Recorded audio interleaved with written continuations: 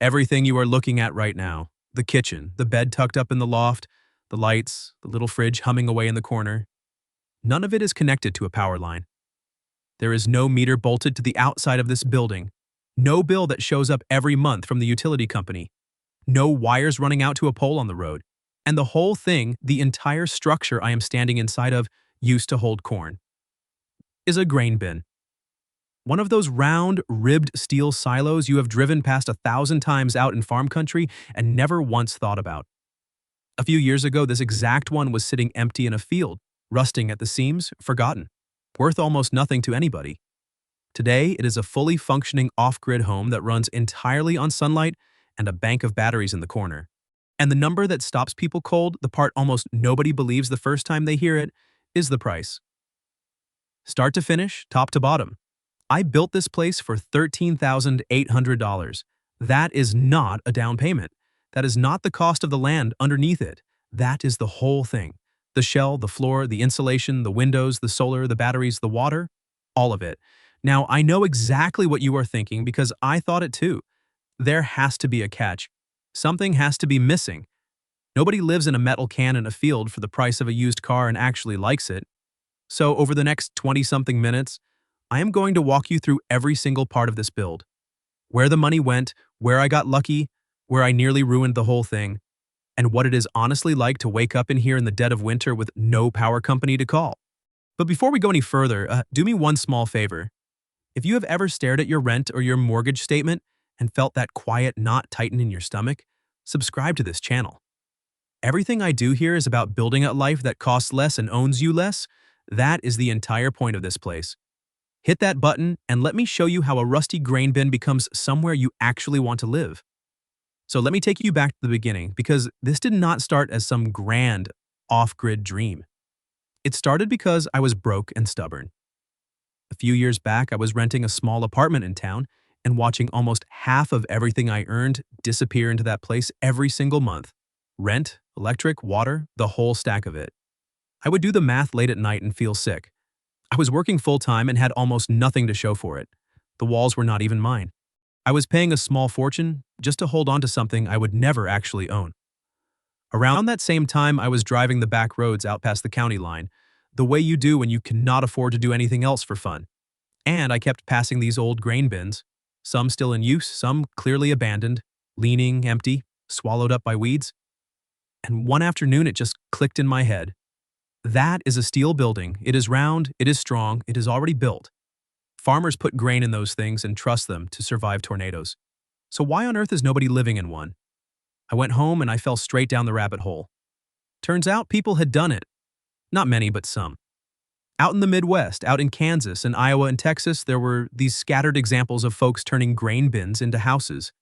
They even had a nickname for the wider idea, barndominiums, when it was a barn. But a grain bin conversion had its own strange charm.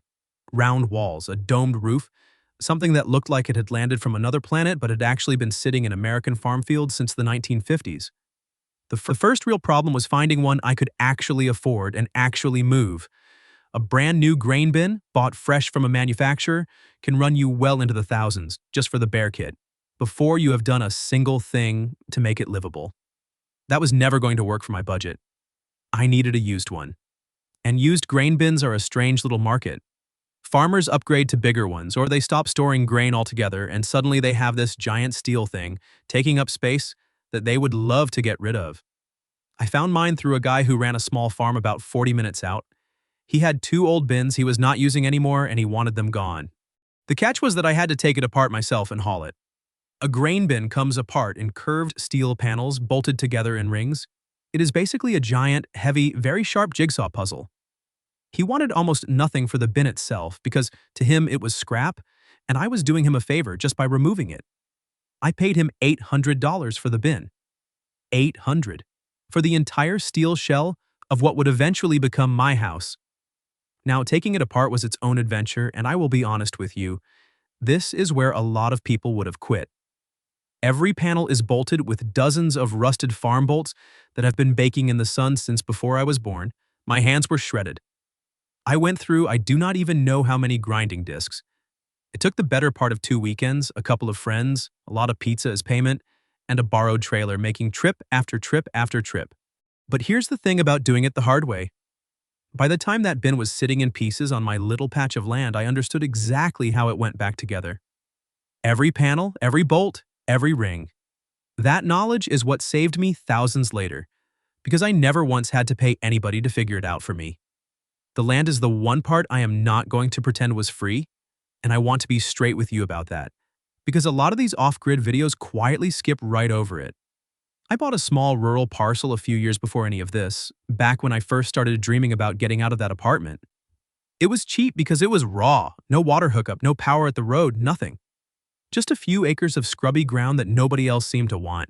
That land is not counted in the 13,800 because I already owned it, and the price of land varies so wildly depending on where you are in the country that including it would honestly be meaningless. What I can tell you is that the raw, undeveloped, off-grid nature of that land is exactly why it was affordable, and it is exactly why solar made so much sense. Running a power line all the way out to it would have cost more than the entire house did. There is one more thing about the land and the legal side that I have to mention, because people always ask. Zoning and permits are the wild card in a build like this, and the honest answer completely depends on where you are. In some rural counties out on agricultural land, a structure like this barely registers on anybody's radar. In others, an inspector will want to know exactly how a round steel building meets code before you are ever allowed to move in. I did my homework early. I talked to the county before I poured a single bag of concrete. I understood what was expected of me, and I built accordingly. I cannot stress that part enough. The fastest way to turn a cheap dream home into an expensive nightmare is to skip that conversation and build something you are later forced to tear back down. Do the boring paperwork first. It is a whole lot cheaper than regret. The foundation was where the real build finally began. A grain bin needs a solid, level base, because that round wall has to sit evenly all the way around or the whole thing racks and warps on you. I went with a concrete slab. I formed it up myself, a perfect circle, which, if you have never tried to form a perfect circle out of wood and concrete, is a genuinely humbling experience. I rented a mixer, I roped in the same friends who I now owed roughly a lifetime of pizza, and we poured it over one long, exhausting day. Concrete, forms, rebar, and the gravel base under all of it ran me right around $2,200. It is the single most expensive line item in the whole build, and it should be. Everything else in this place is sitting on top of it. You do not cut corners on the thing that holds up your house. Rebuilding the bin on the slab was oddly satisfying, because now I was putting the puzzle back together instead of tearing it apart. Ring by ring, panel by panel, we bolted it back up. New bolts this time, and a lot of sealant, because the last thing you want in a home is a roof and walls full of tiny gaps where rain and wind can sneak in. This is where a grain bin is genuinely brilliant as a home shell. That corrugated steel is incredibly strong for how little it weighs and how little it costs. The round shape sheds wind. There are no flat walls for a storm to push against. Farmers trust these things to protect an entire season of harvest, and a harvest is money, so they are not messing around with flimsy materials. I got all of that engineering, all of that strength, essentially for free, because somebody else designed it decades ago and I just repurposed it. But steel has one enormous problem when you want to actually live inside it. And if you get this part wrong, you do not have a house. You have a very expensive, very miserable steel oven that rains on you from the inside.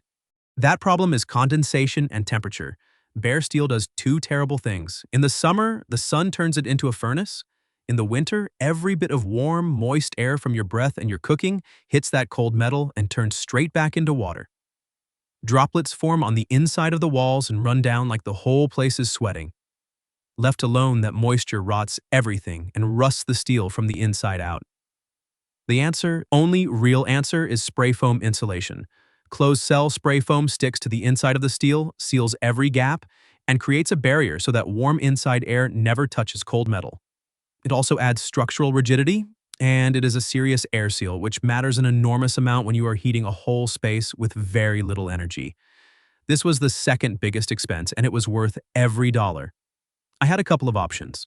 Hiring a professional crew to spray the whole interior would have blown my entire budget on that one step alone. So instead, I bought the DIY spray foam kits, the ones that come in the two big pressurized tanks, and I did it myself in sections, wearing a full respirator and a suit, feeling a bit like I was defusing a bomb. It was messy, it was slow, and I made mistakes on my very first panel that I had to scrape off and redo. But when it was finally done, that steel shell became a sealed, insulated cocoon. All in, the foam ran me about $3,100. Add that to the slab, and you can already see where more than a third of my whole budget went. Not into anything pretty, into the boring, invisible stuff that makes the difference between a home and a tin can. Now for the part that actually makes it feel like a house instead of a shipping container. Light. A grain bin comes with no windows. It is a sealed drum by design because grain does not need a view. So every single opening in this place, I cut myself with a grinder and a plasma cutter that I borrowed. There is something genuinely nerve-wracking about taking a cutting tool to the wall of the house you just spent weeks building. Once you cut it, there is no undo button. I planned the windows carefully.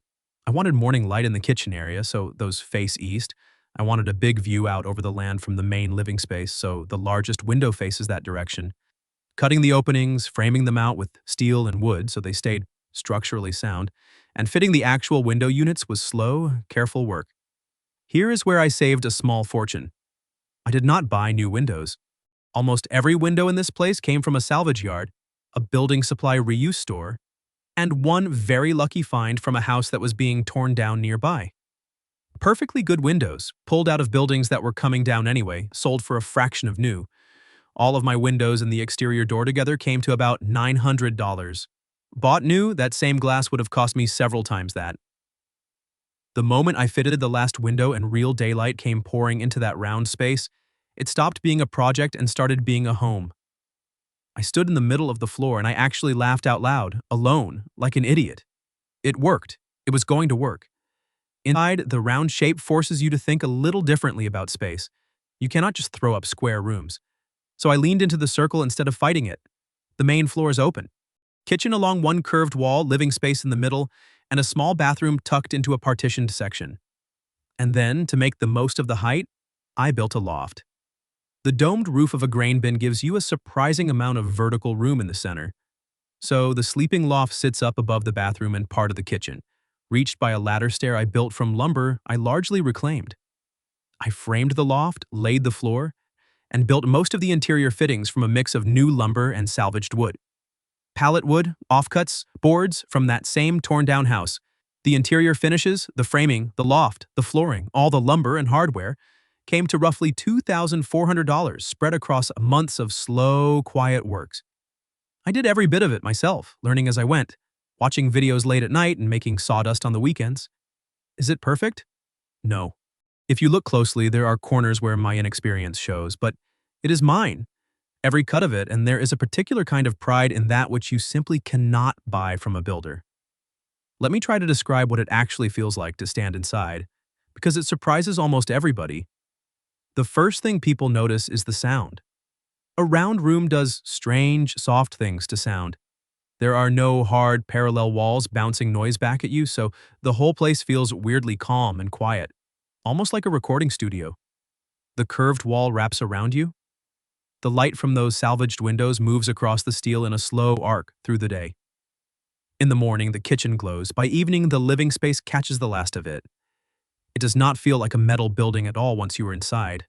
It feels warm and close, and honestly a little bit magical, like a space that was never really meant to hold a life but somehow became the perfect place for one. Now let me get to the part I know a lot of you clicked on this video for, the power. Because everything I have described so far is just a very well insulated steel building. What makes it a home you can actually live in, out here with no power line for miles, is the system sitting in this corner. I want to be clear and honest about this because there is a lot of nonsense online about solar. This is not some magic setup. It is a modest, carefully sized system built around one simple principle. Use less so you need less. The panels came first. I did not buy a giant array. I have a set of solar panels mounted on a simple ground frame beside the bin, angled to catch the most sun through the day. I bought them over time, some new on sale, a couple of them used from someone who was upgrading their own system. The panels feed a charge controller, which is the brain that takes the wild, variable power coming off the panels and turns it into something safe and steady to charge the batteries with. The batteries are the heart of the entire thing. This is where the sunlight gets stored, so that I still have lights and a working fridge at midnight, and all the way through a cloudy stretch. I built my battery bank from lithium cells, which cost more upfront than the old lead-acid batteries but last far longer and handle daily use far better. That battery bank is the single most valuable thing in this house. Everything else here can be repaired cheaply. The batteries are what I protect. From the batteries, an inverter turns the stored power into normal household electricity, the same kind that comes out of any wall socket so that I can run ordinary appliances. Nothing exotic. A small fridge, LED lights everywhere, a laptop, a fan, the water pump, and the little luxuries that make a place feel genuinely civilized.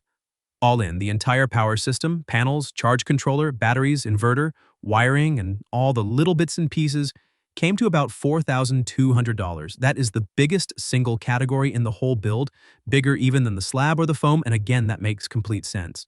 The power system is what buys me freedom from the utility company forever. So, what is it actually like to live on sunshine and batteries? Let me give it to you straight, the good and the annoying. On a bright day, it is effortless. The panels make far more than I use, the batteries fill right up by early afternoon, and life is completely normal. Lights, fridge, charging everything, running the pump. You forget you are off-grid at all. The challenge is a long run of gray winter days when the sun barely shows its face for a week. That is when off-grid living forces a different mindset on you.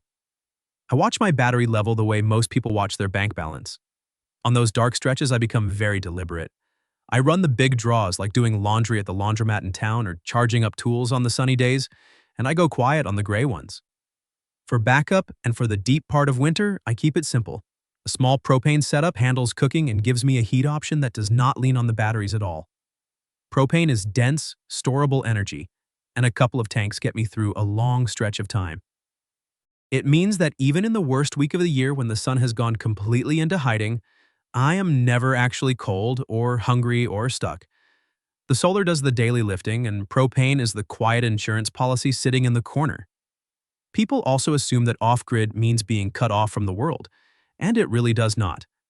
I have internet out here through a wireless connection, my devices charge off the same batteries as everything else, and I can work, stream a show, and stay in touch with people just fine. Off-grid is about where your power and your water come from. It is not about living in a cave. I have every modern comfort that actually matters to me. I just generate the electricity that runs all of it myself, from the sun on a patch of land nobody else wanted. This is the part the glossy off-grid dream never tells you. It is not about having unlimited power. It is about paying attention. And honestly, after a while I came to like it. It connects you to the weather, to the seasons, to the actual physical reality of energy in a way that flipping a switch and never thinking about it never possibly could. And I should talk about the other extreme too, because a steel building in high summer is a real thing people worry about. The spray foam does most of the heavy lifting here, keeping that furnace heat from ever reaching the inside in the first place. On top of that, the domed roof vents, so hot air rises and escapes instead of building up under the ceiling. A little shade on the sunniest side and a fan or two moving the air is usually all it takes. The same insulation that keeps me warm in January is what keeps me cool in July. Get the shell right, and the seasons stop being an enemy and just become weather again. Water was the last big piece of the puzzle, and out here there is no city line to tap into. I went it with a combination. I have a rainwater catchment system that pulls off the domed roof, which, as it turns out, is a beautifully efficient shape for collecting rain and funneling it down into a storage tank. That water gets filtered for washing and cleaning. For drinking water, I stay cautious and I filter heavily, and I supplement by hauling in potable water when I need to, especially through a long dry stretch. The catchment, the tank, the pump, the filters, and all the plumbing came to about $1,200. It is not a deep well with unlimited water, and I am careful with every gallon. But it is completely mine, and it costs me nothing month to month once it is built. Being careful with water, like being careful with power, sounds like a hardship when you first hear it. In practice, it just becomes the rhythm of the place. You stop wasting things when you can actually see the cost of wasting them. All right, let me put the whole number in front of you because I promised I would show you exactly where $13,800 went, and I genuinely hate videos that wave their hands at the math. The bin itself, $800. The concrete slab and foundation, about $2,200. The spray foam insulation, around $3,100. Windows and the door, roughly $900. The interior framing, the loft, the flooring, and the lumber, about $2,400. The entire solar and battery power system, about 4,200, and the water system around 1,200. Add all of that up and you land right around $13,800. Real numbers, real receipts, no hand-waving. Now, I want to be fair because I do not want anybody watching this to feel lied to. That number does not include the land, which I already owned. It does not put a price on my own labor, and there was a mountain of it. And it does not count the tools I already had or borrowed. If you paid a crew to do all of this for you, the number would be wildly different. The low cost is not magic. It is sweat, patience, salvage, and being willing to learn a dozen things I had no idea how to do when I started. But that is also exactly the point. The reason a house costs what it costs is mostly labor and financing and markup. Strip those three away, do the work yourself, buy used, and use the sun instead of the grid, and the raw cost of shelter turns out to be shockingly low. I am not going to stand here and pretend I did all of this flawlessly, because that would be completely useless to you. So let me tell you what I got wrong, so that you do not have to. The first mistake was underestimating condensation before I foamed. In the gap between assembling the bin and insulating it, we had a cold snap, and I watched the inside of my future home turn into a waterfall. For a full day, I was convinced I had made a terrible mistake, and that steel was simply the wrong material to live inside of. The spray foam fixed it completely, but that day taught me that with a steel building, insulation is not a nice upgrade. It is the entire ballgame. Do it early, do it right, and do not live in the bin for a single night before it is sealed. The second mistake was going too small on my very first solar purchase. I tried to save money by starting with fewer panels than I actually needed, and I spent my first winter rationing power far harder than I ever should have had to. I eventually added more panels and life got dramatically easier. If I could go back, I would have spent a little more upfront on generation and saved myself a lot of cold, dark, careful evenings. And the third thing, honestly, was thinking of this as a quick project. It was not. It took months. There were weekends I'd not want to drive out and grind rusty bolts or scrape foam or cut steel. But that slow pace is also exactly what kept it cheap. I never took a loan. I bought what I could afford when I could afford it, and I built as the money and the salvage appeared. Patience was the price I paid instead of interest. So here is where things stand today. I wake up in a round steel room with light coming in through windows I cut with my own two hands in a home that owes nothing to anybody. There is no rent. There is no mortgage. There is no electric bill. The sun charges my batteries, the rain fills my tank, and the total monthly cost of keeping a roof over my head dropped to almost nothing. That apartment I told you about at the very start, the one eating half my income, is just a memory now. The math that used to make me sick at night runs the other way. What I earn is mine to keep, or to build with, or to simply not have to chase quite so hard. That is the real luxury here, not the building itself. The freedom sitting underneath it. I still remember my first full night sleeping up in that loft. The wind was moving over the curved roof outside, making this low, steady sound, and inside it was warm and dark and completely silent. No neighbors through a shared wall, no hum of a building that belonged to someone else. Just me in a round steel room I had built with my own two hands, off in the quiet, running on power I had made that afternoon from the sun. I laid there and did the old math one more time out of pure habit, and for the first time in years, it did not make me sick. It made me smile. Is it for everyone? No. You have to like a bit of solitude. You have to be willing to watch a battery gauge in January and do your laundry in town. You have to enjoy solving problems because, out here, when something breaks, there is no landlord to call. You are the landlord, the electrician, the plumber, and the entire maintenance crew. But if that trade sounds less like a burden and more like a life you have been quietly wanting, then I want you to understand something. This is not some special skill I was born with. 3 years ago, I did not know how to pour concrete, or wire an inverter, or cut a clean opening in steel. I learned all of it in the evenings and on the weekends, one mistake at a time. And if a stubborn broke person with shredded hands in a borrowed trailer can turn a rusting grain bin into a home for the price of a used car, then so can you. That corn bin, sitting forgotten in a field, is now the most peaceful place I have ever lived. $800 of scrap steel became the one thing the world kept insisting I could never afford. A home that is actually fully, completely mine. If watching this stirred something up in you, if some part of you is already picturing your own version of this out on a quiet piece of land, then you are exactly the kind of person this channel was built for. Subscribe and stick around, because next I am taking you deep inside the solar system in this build, the exact way I sized it, the mistakes to avoid, and how to power an entire off-grid home for far less than you would ever think. That video is coming, and you do not want to miss it. I will see you there.